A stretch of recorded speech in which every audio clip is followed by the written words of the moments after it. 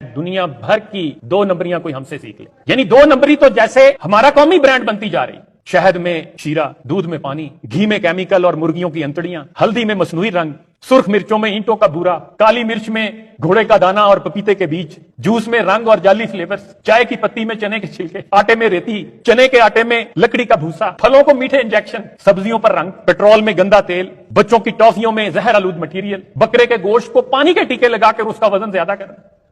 गाय को टीके लगाकर उसका दूध ज्यादा करना, शवारमे के गोश्त में कुत्ते का गोश्त शामिल करना। अब तो ये खबरें भी हैं कि शादियों पर मरी हुई मुर्गियों का गोश्त शामिल करना, और होटलों और रेस्तुरानों में बकरे के गोश्त में गधे का गोश्त शामिल करना, मिनरल वाटर में नलके का पानी, जाली सर्फ, जाली साबुन, जाली शैम्पू, लेकिन असली टैक्स के साथ।